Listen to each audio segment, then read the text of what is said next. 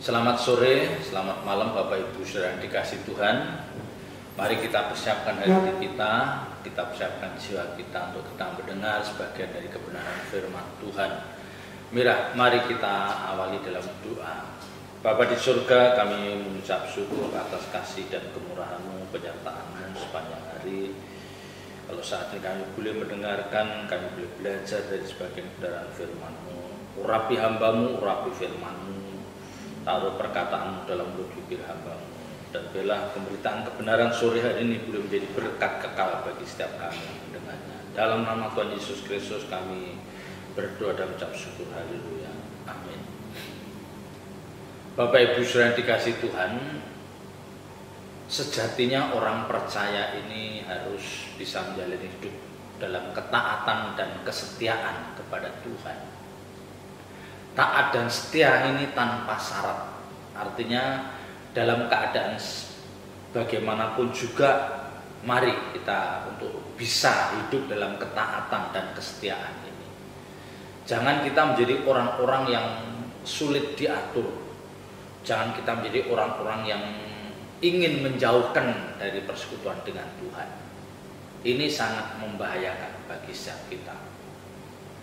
Kalau Bapak Ibu Saudara tidak taat akan apa yang dikatakan Tuhan, akan apa yang diajarkan Tuhan, ini seperti Bapak Ibu Saudara tidak memiliki kepercayaan, ya, tidak ada kepercayaan atas Tuhan. Jadi orang-orang yang tidak taat, orang-orang yang tidak setia, itu seperti orang-orang yang tidak memiliki kepercayaan terhadap Tuhan. Mereka masih meragukan Tuhan. Nah, ini yang menyedihkan, ya, ini yang membahayakan bagi Bapak Ibu Saudara dan saya. Ya. Di dalam kitab Mazmur, pasal 32, ya, kita lihat di dalam kitab Mazmur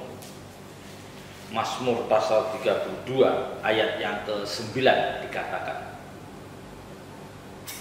janganlah seperti kuda atau bagal yang tidak berakal, yang kegarangannya harus dikendalikan dengan tali les dan kekang. Kalau tidak, ia tidak akan mendekati engkau. Jadi kuda atau bagal itu kegarangannya, tingkah polanya itu harus dikendalikan oleh tali dan les, atau tali les atau kekang, tali les dan kekang, supaya dia bisa mendekat, bisa kita kemudikan. Ya, Mazmur ini mengatakan seperti itu. Jadi kuda itu, bagal itu cenderung untuk liar, cenderung untuk mereka berbuat suka-suka mereka. Nah, sebagai tuan yang memiliki bagal atau kuda ini untuk mengendalikan ini dengan tali les atau kekang, supaya kuda ini bisa dekat dengan kita. Mestinya tidak harus seperti itu. Nah, ini berbicara tentang kehidupan orang yang tidak taat. Jadi berbicara tentang orang yang tidak taat pada tuannya, ya, orang yang tidak taat pada tuannya, atau orang percaya yang tidak taat pada Tuhan. Mereka bagaikan kuda liar, ya, yang untuk mengendalikannya harus dengan tali les dan kekang. Dan ini sebetulnya menyakitkan. Ditarik, dipaksa, itu sebenarnya menyakitkan. Ya, memang mungkin kuda tidak merasakan sakitnya, tetapi kalau dia bisa lebih lentur, dia lebih bisa kerjasama, mengerti maksud dari tuannya, nggak perlu ditarik dengan keras dari kekangnya itu, nggak perlu. Ya. Nah, itu berbicara tentang orang percaya yang untuk supaya dia dekat dengan Tuhan itu seringkali dipaksa, ya, seringkali Tuhan membuat cara supaya orang-orang itu bisa dekat dengan Dia. Jadi tali les dan kekang itu berbicara suatu tindakan yang bisa menyakitkan, ya. Ini yang bisa menyakitkan karena ada sedikit paksaan. Yang di depan saya katakan, seringkali orang percaya hidupnya seperti itu. Untuk harus dekat dengan Tuhan, seringkali harus ada paksaan.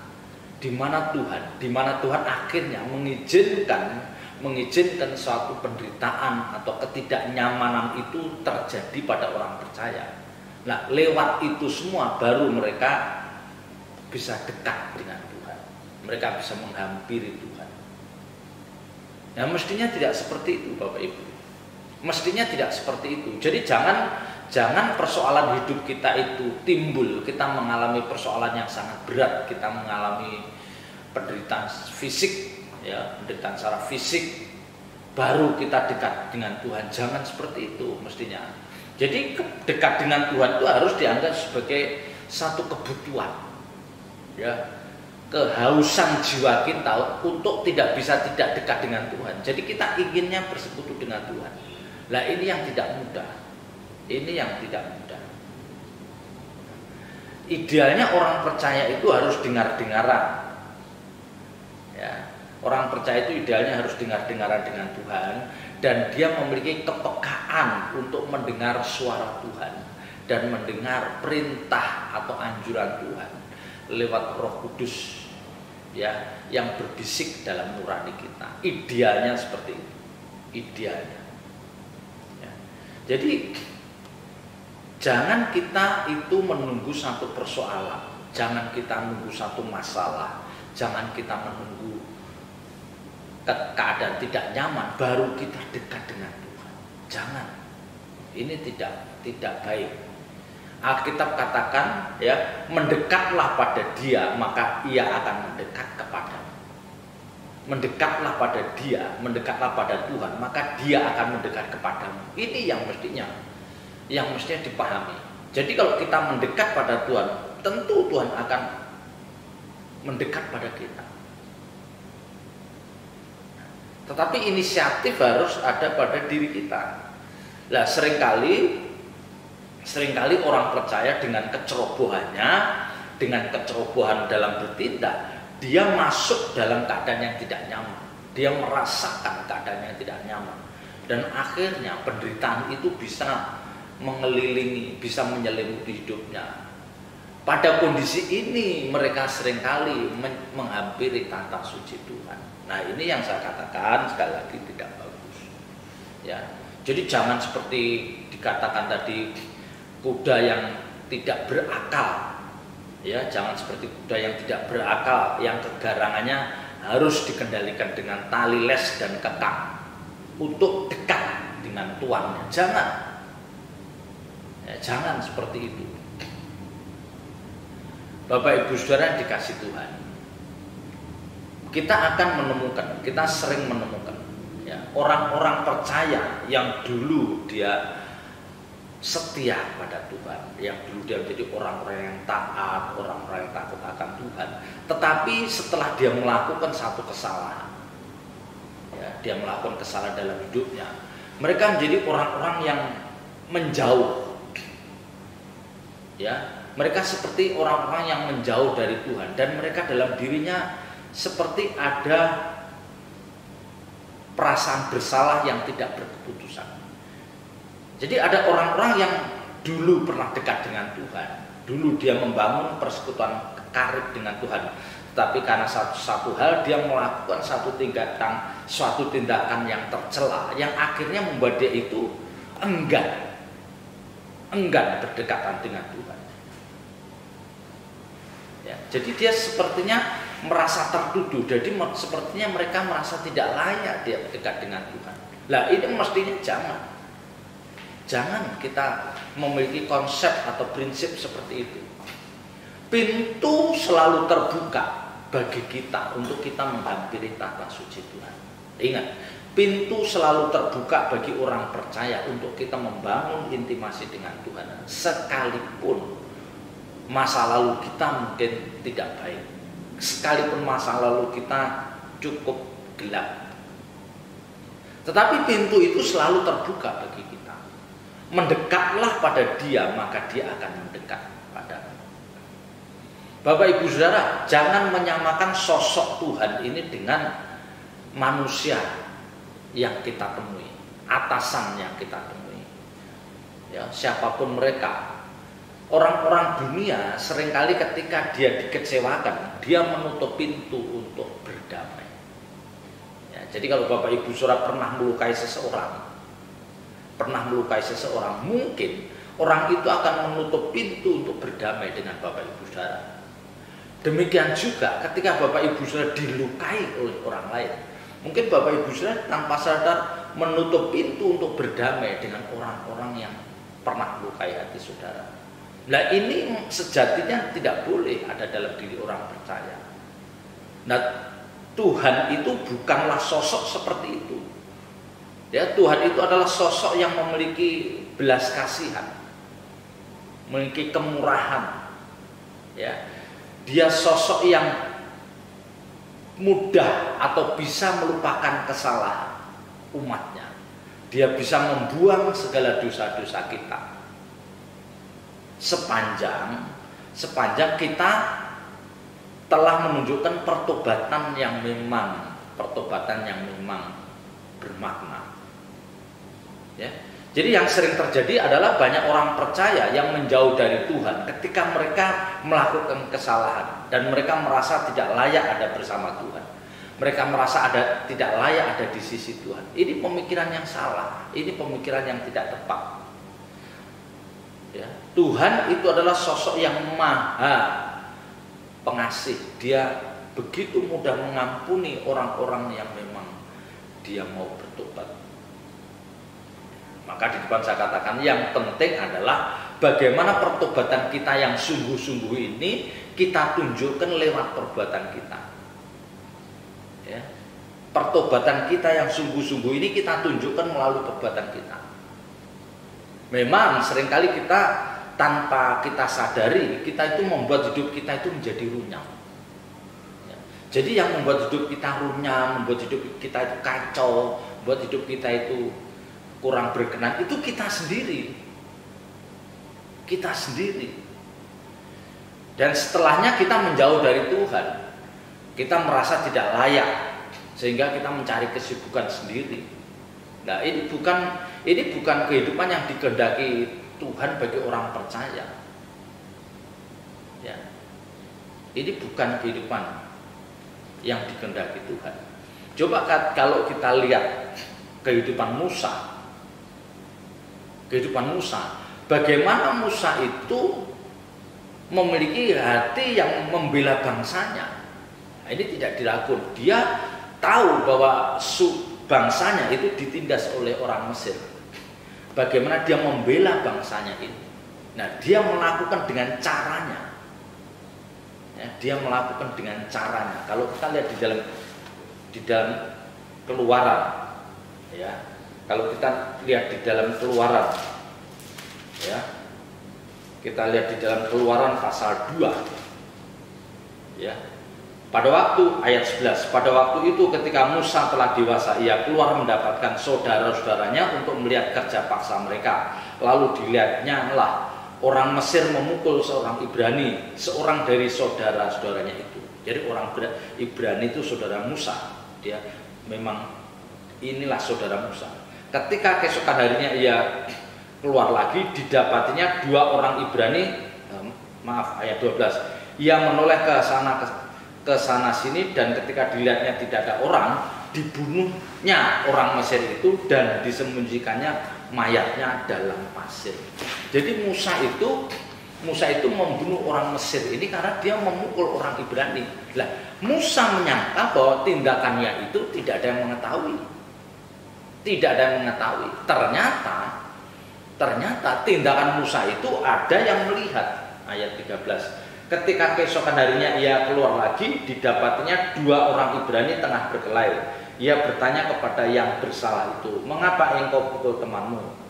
Tetapi jawabnya, "Siapakah yang mengangkat engkau menjadi pemimpin dan hakim atas kami? Apakah engkau bermaksud membunuh aku sama seperti engkau telah membunuh orang Mesir itu?" Musa menjadi takut sebab pikirnya, tentulah perkara itu telah diketahui. Jadi ternyata Musa melakukan pembunuhan terhadap orang Mesir itu dilihat oleh orang Ibrani. Dan ketika dia hendak memisah, melerai pertengkaran dua orang Ibrani itu, salah satu orang mengatakan hal demikian. Waduh, Musa takut. Ternyata hal ini juga kedengaran oleh Firaun. Nah, dari situ Musa melarikan diri. Jadi Musa itu membuat masalah dengan dirinya sendiri. Ya, dia membuat masalah dengan dirinya sendiri. Benang kusut hidupnya itu diawali dari tindakannya sendiri. Coba kalau dia cara membela orang Ibrani itu tidak dengan membunuh orang Mesir itu, tapi dengan cara yang lebih elegan, mungkin tidak sampai seperti itu. Tetapi kenyataannya Musa mengalami hal ini. Dan karena hal ini maka Musa meninggalkan, lari dia ke padang gurun. Ya. Dan dia lari ke padang gurun. Dia mengasingkan diri di padang gurun ini 40 tahun lamanya. Ya, dalam penantian yang panjang seperti ini, Musa tidak berpikir atau berharap bahwa suatu saat nanti dia bisa dipakai oleh Tuhan menjadi alat di dalam tangannya. Ingat, ketika Musa melakukan kesalahan dan dia menjadi orang yang dikejar Firaun karena Firaun akan membunuh dia mengasingkan di padang gurun. Waktu ada di padang gurun itu usia 40 tahun. Nah, sampai usia 80 tahun, artinya Musa 40 tahun menghabiskan waktunya di padang gurun. Dia tidak pernah membayangkan dia akan ditemui oleh Tuhan. Dia tidak pernah membayangkan bahwa dia akan dipakai Tuhan untuk suatu misi yang luar biasa ini. Tidak pernah dia membayangkan. Ya. Tetapi Tuhan tahu bahwa Musa ini sesungguhnya orang yang memiliki hati yang lembut. Mereka memiliki keterbebanan untuk membela bangsanya, orang Ibrani. Tuhan tahu isi hati Musa. Maka Tuhan katakan, sosok seperti ini yang aku akan pakai. Ya, aku akan pakai untuk tugas yang berat ini. Jadi Bapak Ibu Saudara, di tengah-tengah kesalahan yang kita lakukan, dan tentu setiap kita pasti pernah melakukan satu tindakan ceroboh, satu kesalahan, itu tentu pasti.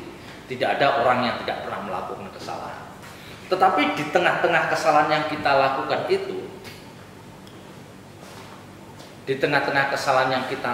itu, ya, bagaimana kita tetap memiliki nurani yang bersih, hati yang suci.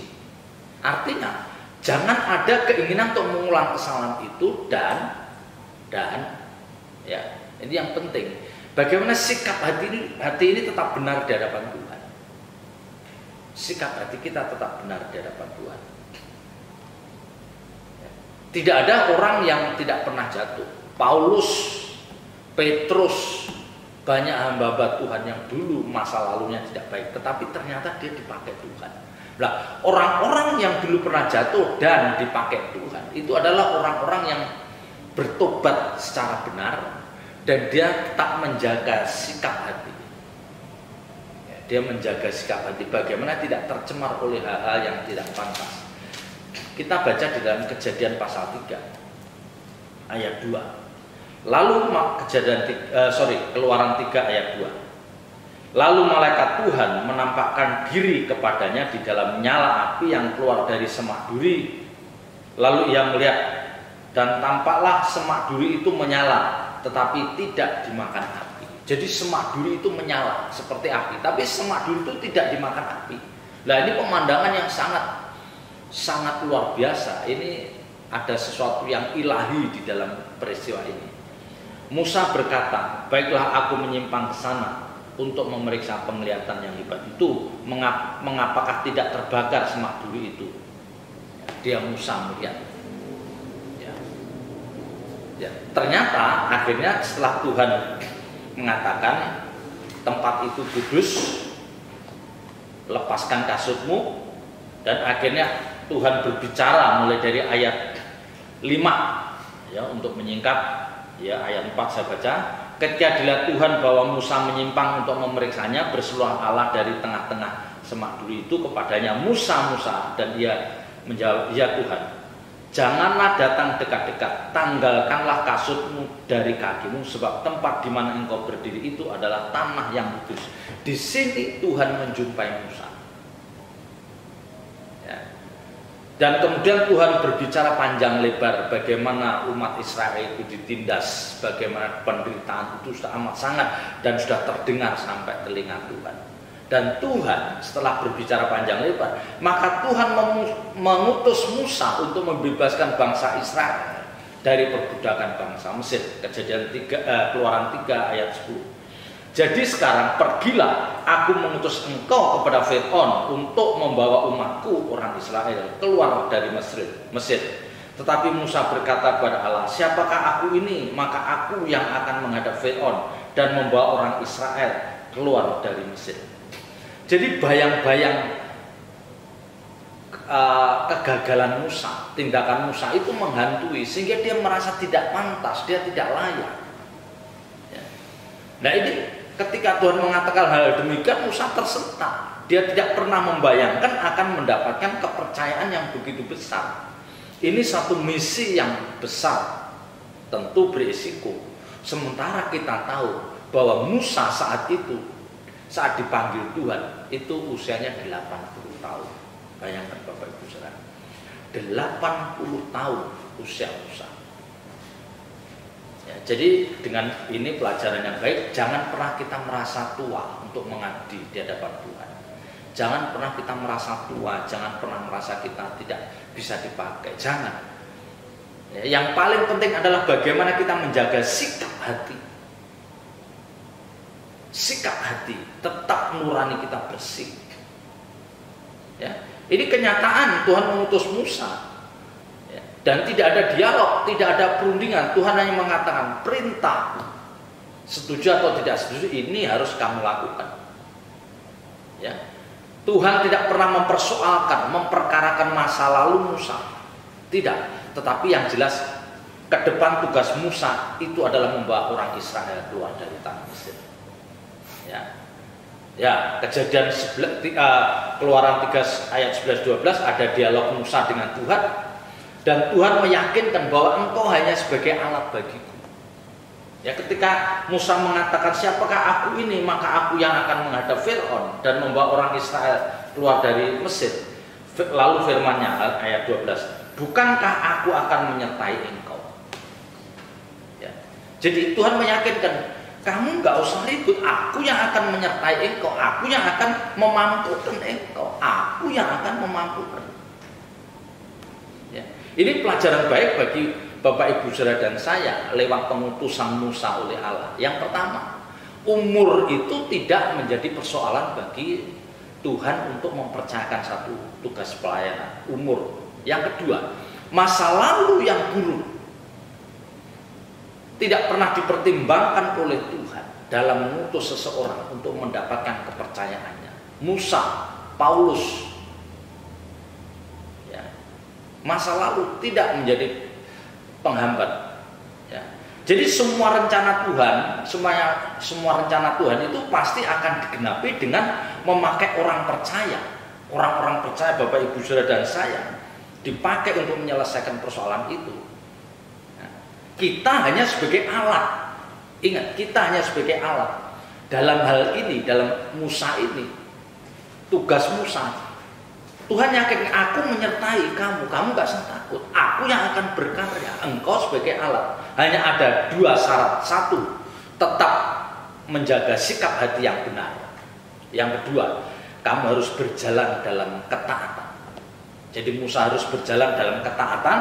Apa yang diperintahkan Tuhan, jalankan, ya, jalankan. Dan yang kedua, hati kita tetap benar, ya. Karena ketika Tuhan itu akan menggenapi misinya, rencana besarnya, itu yang dipertaruhkan. Itu yang dipertaruhkan bukan reputasi kita, tetapi reputasi Tuhan, reputasi Allah yang dipertaruhkan. Dan Bapak Ibu Saudara dan saya hanya sebagai alat di tangan Tuhan. Nah, yang berat itu adalah bagaimana kita menjaga sikap hati yang benar dan berjalan dalam ketaatan Allah yang luar biasa. Ya, Tantangan yang terberat bagi Bapak Ibu Saudara dan saya yang hidup di zaman akhir ini adalah menjaga sikap hati yang benar itu tidak mudah. Ya, karena berarti itu adalah apa? Kita berarti hidup dalam kesucian Allah. Nah, itu tidak mudah. Dan yang kedua, tidak punya agenda lain dalam hidup kita. Itu yang berat.